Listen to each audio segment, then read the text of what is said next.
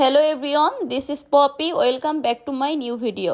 আশা করি আল্লাহর রহমতে আপনারা ভালো আছেন। আমরাও কিন্তু আপনাদের দোয়ায় ভালো আছি। তো প্রতিদিনের মতো অগ্নিলাকে নিয়ে কিন্তু চলে এসেছিলাম স্কুলে, সেখান থেকে আবার ডিরেক্টলি জিম শেষে কিন্তু অগ্নিলাকে নিতে আবার চলে এসেছি স্কুলে। ওকে নিয়ে কিন্তু বাসায় চলে যাব। তবে বাসায় যাওয়ার আগে একটু ভাবছি সবজি কিনে নিয়ে যাই। তাই বাসায় যাওয়ার সময় কিন্তু এখান থেকে কিছু শীতের সবজি কিনে নিলাম। বাসায় যেতে যেতে অগ্নিলার সঙ্গে অনেক গল্প করছিলাম। অগ্নিলার স্কুলের আজ খাতা দিয়েছে, ক্লাস টেস্টে ও খুব ভালো করেছে। 100 মার্কসের ভিতর 99 পেয়েছে, শুধু ড্রয়িং এ 1 মার্কস কম পেয়েছে।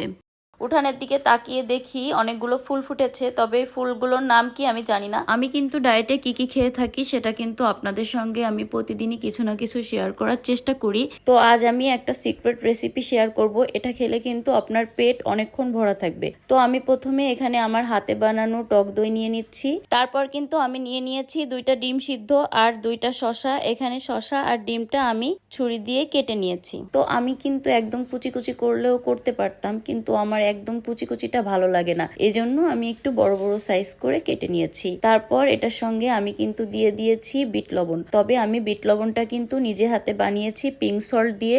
তবে আপনারা কিন্তু সবসময় চেষ্টা করবেন ডিরেক্ট লবণটা না খেয়ে পিঙ্ক সল্টটা খাওয়ার। আমি কিন্তু পিঙ্ক সল্ট দিয়েই বিট লবণটা বানিয়ে থাকি। তবে আমি এই রেসিপিটা কিন্তু অবশ্যই আপনাদের সঙ্গে একদিন শেয়ার করব।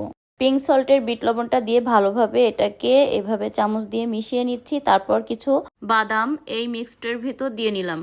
চাইলে আপনারা যে কোনো ধরনের বাদাম দিতে পারেন। তারপর এটা খেয়েই আমি ডিরেক্ট ওয়াশিং মেশিনের কাছে চলে এসেছি, কারণ আমার 3 দিনের কাপড় জমা হয়েছে, কাপড়গুলো একদম ধোয়া হয় না। আর আমার হোম মেকার আসলে ওনাকে দিয়ে আমি এগুলো উঠানে মেলে দিব, কারণ আমার যে ওয়াশিং মেশিনটা আছে এটা একদম 100% শুকায় না, 90% শুকায়। কাপড়গুলো ধুতে দিয়ে আমি কিন্তু রান্নার কাছে চলে এসেছিলাম। অগ্নিলার জন্য আজ মাংস রান্না করেছিলাম আর আমার জন্য সিম আলু দিয়ে কাতলা মাছ রান্না করেছিলাম। তাহলে আজ এ পর্যন্ত, দেখা হবে নেক্সট কোনো ভিডিওতে। Good bye.